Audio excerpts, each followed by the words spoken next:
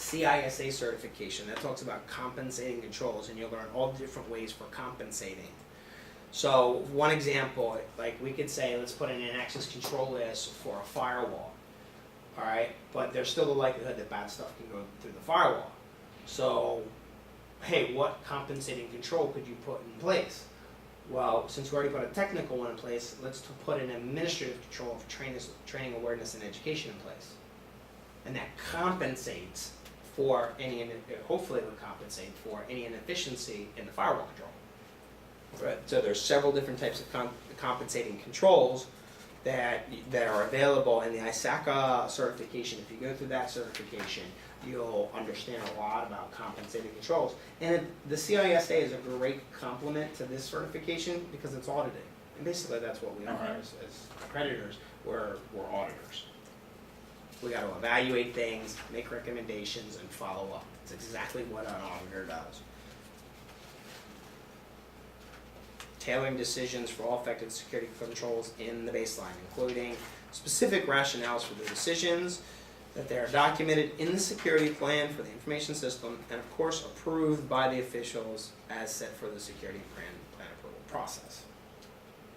Scoping guidance consideration, you know, hey, what system controls do you have versus what common controls do you have? What's the security objective? So for one free point on your practice exam, give me 3 examples of security objectives. 3 examples of security objectives. You should have bam, bam, bam. CIA. Yep, exactly. Good job. High five. Don't watch my pen, sorry. Just stab me. I was assaulted. Security, yeah, right. What is the objective? What are you trying to achieve? You do not put confidentiality controls in place if you're trying to protect integrity, unless it's a compensating control, right? So use the right tool for the right job. Or how about technology-related controls, something specifically related to a vendor or a set of technology. Or physical infrastructure. You've got network architecture. That could be a type of physical control, meaning, hey, I can physically separate my networks to different boundaries. That would also be scoping. Or policy or regulatory related. Regulatory meaning basically the stuff that comes out of the White House or the executive branch rather. Oh, how does that affect us? Do we have to adjust our controls because of that? And we are passing a record number of laws and regulations now. I mean, just try to do your taxes, right? But that ultimately affects you, so you can't really set it and forget it anymore. And that's another reason why standardization and risk management framework ultimately comes into play. You could do operational or environmental controls. So, can anybody think of an example of those? What would be an environmental control? AC, heat. Yep, HVAC, fire extinguishers. Well, that's half physical, but it still could be a control. Wet pipe, dry pipe systems. We just did a major fire system upgrade. Okay. Because what we had, one, part of it was running under the floor. More importantly, they weren't making it anymore. And I kid you not, we had an executive, in order to keep it up and running until they could agree to what to get and when to replace it and how to replace it and all that, were literally buying parts off of eBay because you couldn't get them. They weren't on the market. So yeah, we were, you know, bubblegum and shoestring and whatever else until they went through this major fire suppression system changeover. It took almost a year because of problems with the contract. And the Did they go wet or dry? Pardon? I think we have both, depending on where it's at. Like our raised floor, we're actually grandfathered for halon, so we still have halon, but they have, depending on what area you're in, will determine what fire suppression you're exposed to. So we have wet, dry, we also have the halon. I don't know. Computer room? Mm-hmm. Halon's no longer used as fire place. It may be both. I don't know. I know we have sprinklers in certain parts, and we have pipes that's supposed to be like the halon sucks the air out kind of thing, as opposed to Could be CO2. Again, we just had to provide access to stuff. We were not, because we had again, this is where we had this escort vendors for almost a year to get them in to get it done, and we were doing it Sundays 16, 18 hours a day because they were so far behind and things like this. And of course, they didn't pass inspections, so they had to come back. So the thing is drug on forever before the fire marshals and everybody finally signed off on it. Did you grow up here in Maryland? That's what I am. Just curious. Why? Accent. Accent? Well, part of it is Pennsylvania raised, but I've lived in Virginia since 1985. So it's depending on when you catch me, you'll catch more of the southern drawl than others. I worked in a resort town and I got real good at understanding the minor differences in dialects. So I could hear, I knew you were somewhere in here. Well, I guess it's Pennsylvania here, Virginia here, the difference is Maryland, right? Well, I mean, you go to central PA and they have one dialect, and then you go to the eastern PA and it's New York oriented. Yep, Pennsylvania Dutch. Right. Yeah. So. You have a very similar voice as my aunt, and she was raised in like Maryland area. I feel like when you talk, I'm listening to my aunt. Hopefully that's a good thing. That is a great thing. She's a wonderful lady. Your favorite aunt? And Sarah, yeah. All right.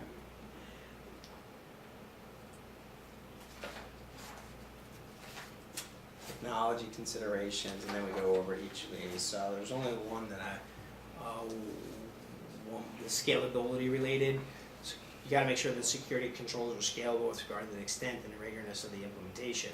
So just like if I were to hire you to put a card reader or some sort of authentication system to the Pentagon, you know that there's lots of people that go there, and so you got to make sure that what you plan for now is actually scalable in the future. So if you have 100 people that need to get in the Pentagon a day, you don't buy a system that only can authenticate 100 people a day. You probably do like 200 or 1,000 so that it's good.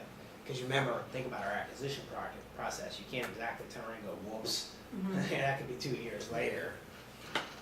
So this scalability one, I just want to point that out. And also that has to do with contingency planning. Most people underestimate the actual impact. So, what they think will happen, what actually happened were two different things. And most people don't test their contingency plan properly. Right. I'm about. I hate to say that. We're about to try to live in my house without electricity for a month to see if we can do it. Oh, Wow. okay. And that includes like gas stove, grill, and basically we're trying to plan all of that Right. out. And so what I want to do is I basically want to flip the power switch and then come back a month later. And what we want is to have most zero to minimal to no impact with what we do. Okay. That way So you're trying to get off the grid. None is, well, yes, but no. It makes It sense has because to. power. The grid goes away. Yeah, power is. I'm doing it more because in the event that it happens and I'm not prepared, life is going to get hard to adjust to. Right. If we do it now while we have electricity, Right, been there, done that? yeah, then it's no problem. We know what we're in for, we know the expectations. So it helps with that freak out, panic mode. So more So of you that go in thing. generator mode? Yeah. What does that take? If you think it's a gallon of fuel and it turns out to be 10, then plan accordingly. Right. Right. Right. Okay.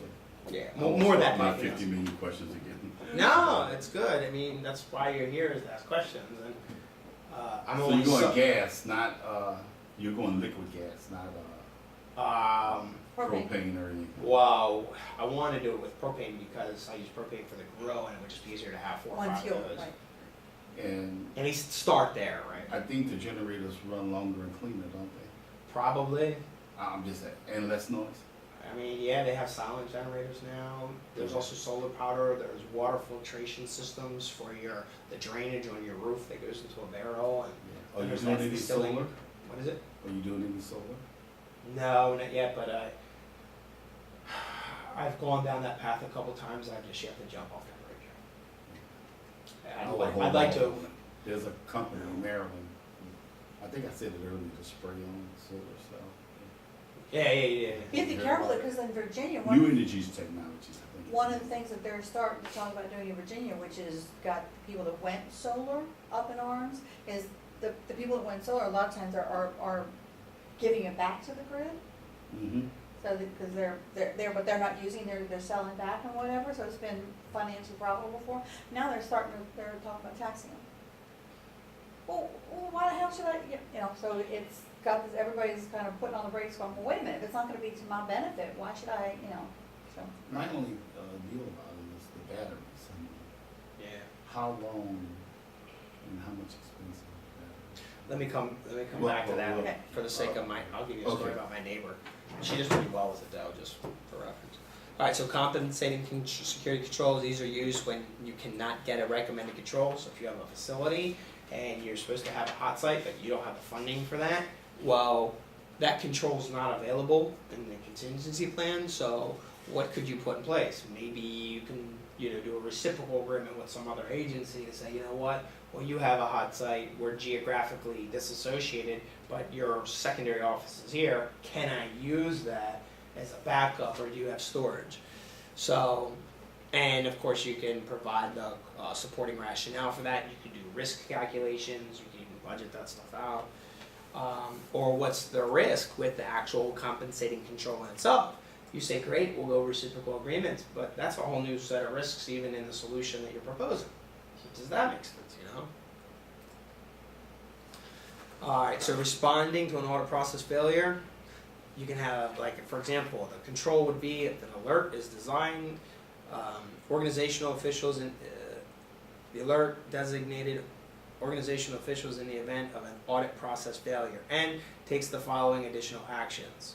And then you can go through the supplemental guidelines, the control enhancements, the organization defined percentages of maximum audit record storage capacity, or the audit failure events requiring real-time alerts. This is just an example, there's nothing really specific value here, it's completely generic even at that. But nonetheless, it illustrates, hey,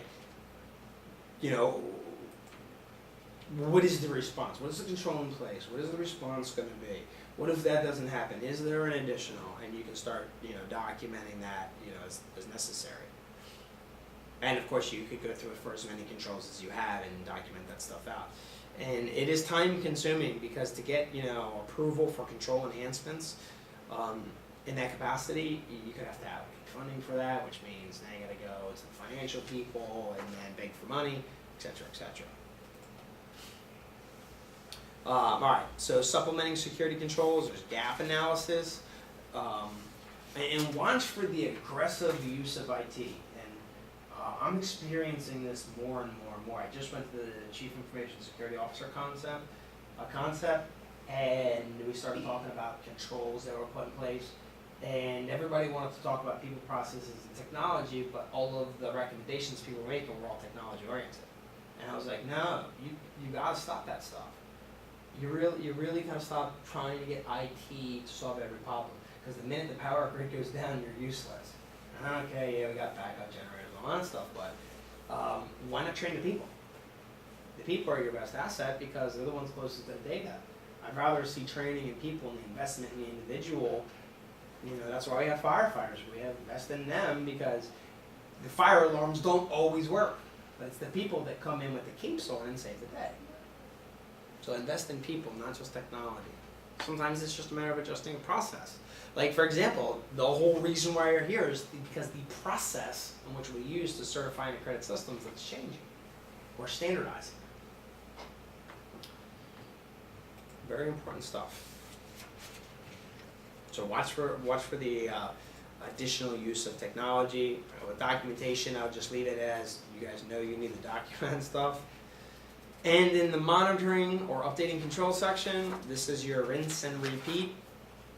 Events that trigger an assessment.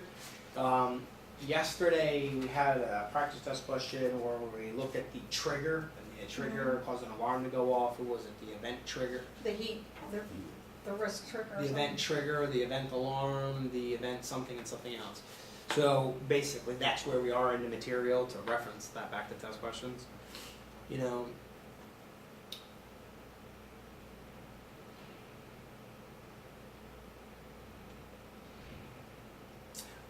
One, you guys know intrusion prevention systems? Heard of them? Mm-hmm. Right.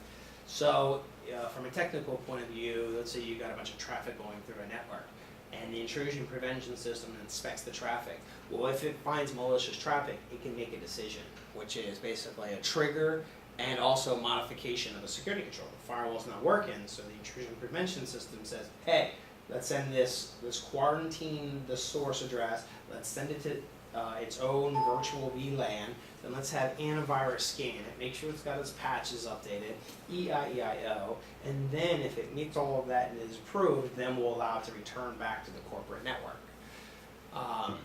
So that could speak to incident breaches, or new risks, or even changes to configuration or even an organization.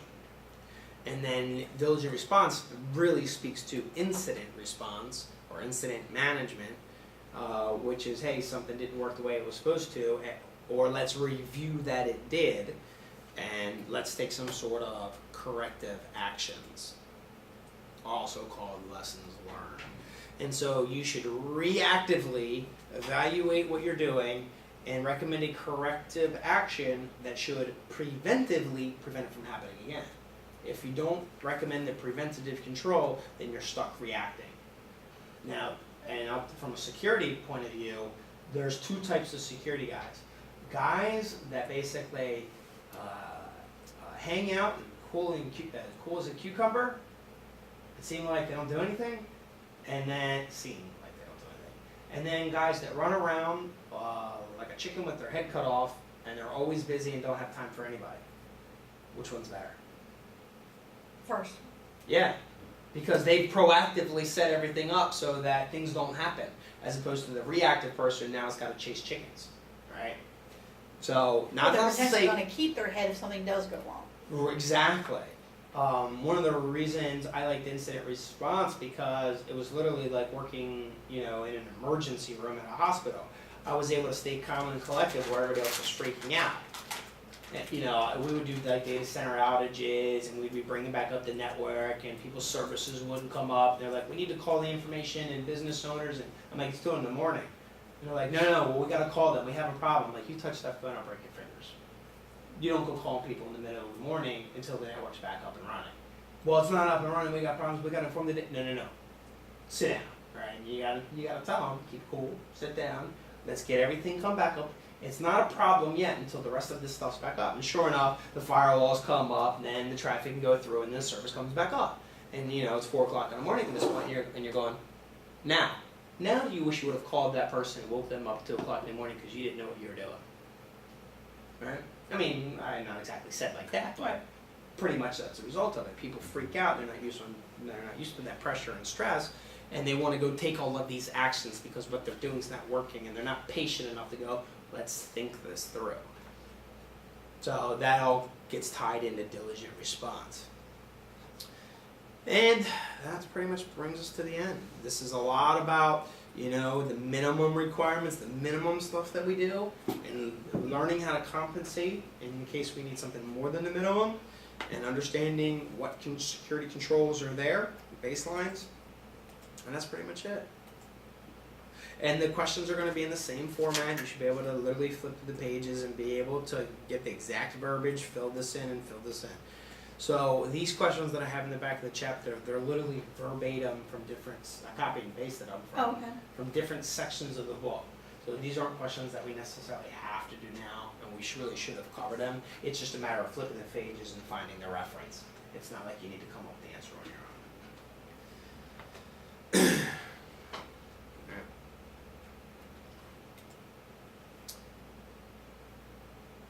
All right, let's do some test questions. I have to bring in, so you've got these in this special publications, you've got in a special publication, and I have to bring you guys another document that's in the special publications. There's actually one more printout that I'll give you guys tomorrow that actually that's like in the very last chapter. My printer broke when I was printing this. Because you try to print 2,000 pages, the darn thing overheated. Right. So I do owe you guys another little section, but I assure you get it. And plus, you'll have all this. There's a couple things I want to add to it, but I'll give you that tomorrow during lunch. I'll burn a few CDs, and then you guys will have the latest and greatest. But I want you guys to keep in touch with me as you're studying through this, because more than the training doesn't stop once we're out of this classroom. It does in most classrooms, but I don't operate that way. I mean, I'm here for you guys for as long as it takes, although I'd like for you not to take long, because I want you guys to get certified. I want to go back pass to it life. the first time, so. Well, I got a feeling you're going to go home and go through this with a fine-tooth and comb and go through the test questions. And you have to do your own due diligence, but when you understand the big picture of stuff, all of a sudden the words start making a little bit more sense when you're reading those test questions. And that's the ultimate goal. Alright, so I'm gonna try to do. Let's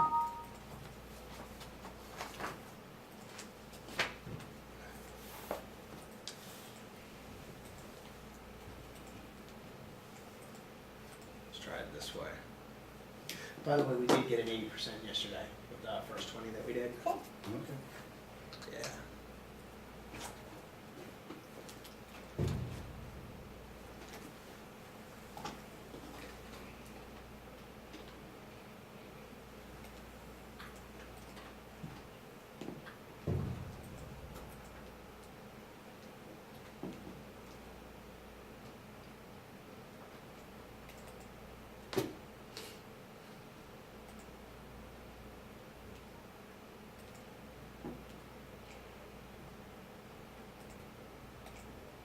I don't know what I did. I guess it's this one.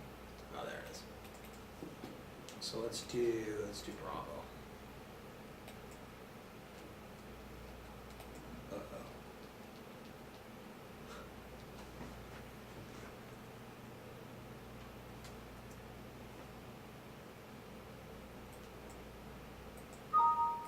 I have to readjust the. Let's try it that way.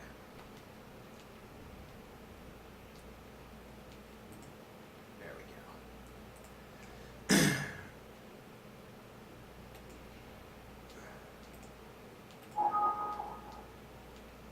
What did you do so good on that one? Oh, okay, exam B. There we go. All right, let's see what we can do.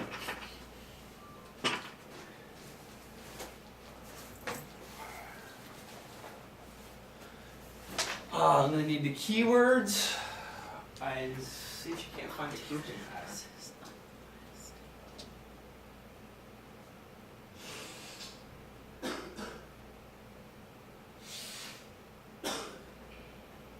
Oh, yeah.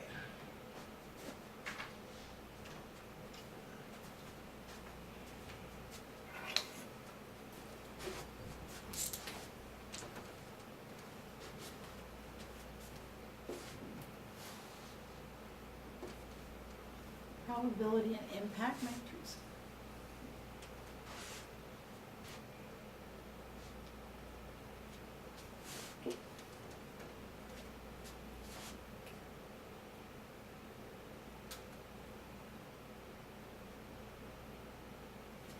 All the same word here. Mm-hmm. All of this. I don't even need to look at Well, it. I'm gonna eliminate A because the rest of them say requires, and it says this past has required. Well, I Okay. I'm hesitant to say because they're spelling mistakes. Okay. Anything that would Well, be wrong I'm because of gonna it. I'm gonna eliminate A and D just because it uses the word biased.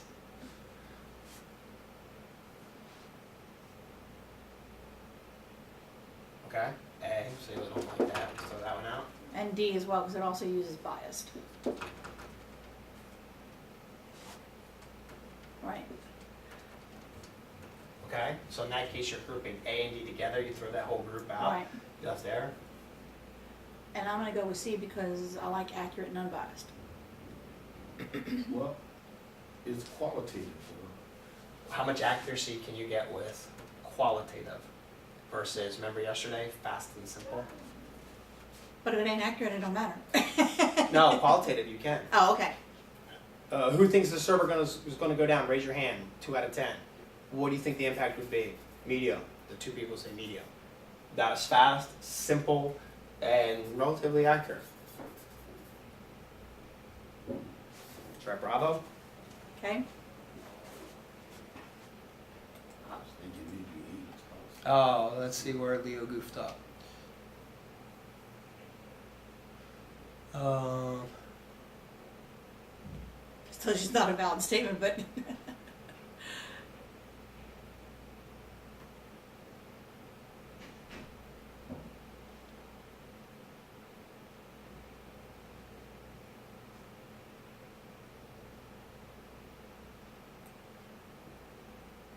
Why being great? This is not about statement about the Well, maybe because it doesn't have to be fast and simple, and it says requires in that statement. Okay. Maybe. That word, yeah, okay. Qualitative does not necessarily require fast and simple. But it can be. But it can be. Right? Okay, gotcha.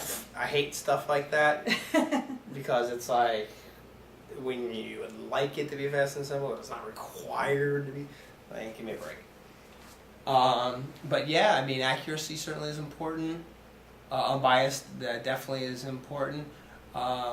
But I went with qualitative being fast and simple, like the example we took yesterday. So there's a better answer here, and normally there's a keyword that will indicate one is better than the other.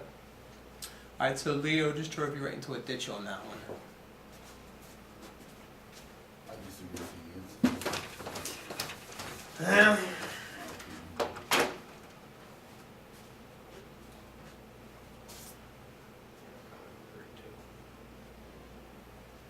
CIA triad, great. Okay. Correct answer represents part of the solution, choose 3. Modification. This is a very fancy way of saying integrity. That's integrity. Disclosure, it's confidentiality. Modification, integrity. Choose 3. What's the Okay. Right? Right? Modification. This is a big fancy way of saying integrity. If things are different between the internal state and an external state, there's a difference. Difference means change. Change means there's a difference in integrity. It's a very, very complex way. I've seen that before. Very, very complex way of saying integrity. Versus disclosure here, which is confidentiality. So all I did was find the pattern, circle the correct answer, and go. And to be quite honest, as soon as I saw CIA triad, I knew exactly, hey, go find keywords. So we should do it this way. Whoops, no. And luckily, we got that one correct.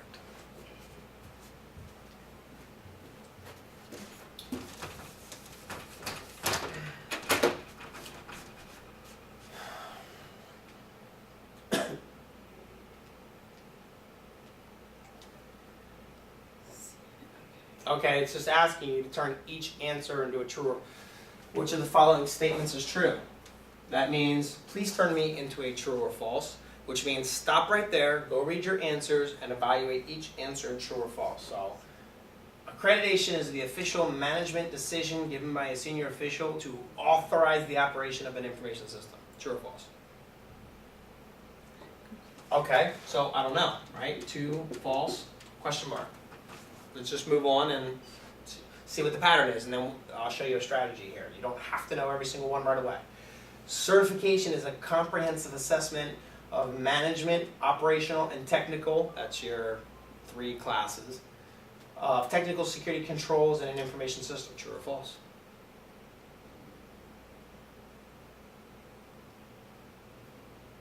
I would say false because I think it's accreditation. D. Well, the comprehensive assessment is a way of saying test. Certification is a comprehensive assessment. The accreditation actually is the official management decision to approve the operation. That's actually true. That's true. Certification is the official management decision. Well, No, that's if accreditation. A is true, that one can't be, and if B Right. is true, that one can't be. Okay. You said certification What was does it say? Choose 2. Accreditation is a comprehensive system. That would be false. Right, so A and B would be the Right. So, but we don't know, right? We weren't there that day. Can't remember. I forgot. Whatever it is. Now you have a pattern. You have 3 and 1. So you have to basically decide: is this the correct one, or did you get one of these wrong, and this is really true? So you can use that to, okay, now I got to go back to A and go, well, do I want to put A in the true pile or the false pile, right? And if you follow the logic on this, it should be, it's looking for true statements, so it should be A and B. Mm-hmm. Alpha Bravo. You see how I process the question rather than reading it? It's a little bit different of an approach, but I derive the correct answer. Okay. Alright, so I got risk schedule, cost, right away, I'm basically doing this. That's not gonna help me solve the problem. So schedule, cost, potential response, and the owner. That's a role, what's the only one with a role?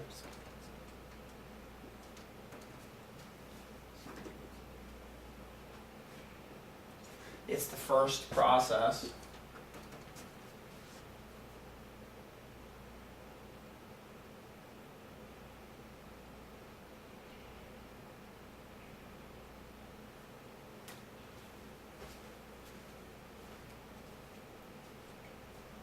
Well, my logic would be is the risk register is Where you document all your risks. the may as well, the next step would be to document your response to those risks.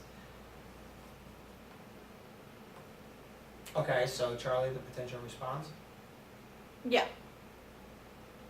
Like But one again- yesterday, your risk event is if things go over 450, things are gonna shut down for 2 days. So you know your risk response is to shut things down for an hour at 4:30 That's instead. a different part of the life cycle. Oh, okay, okay. That would be after you've implemented it and it's in place and you have a trigger. Okay. This is gonna be in the beginning where it's the identification of the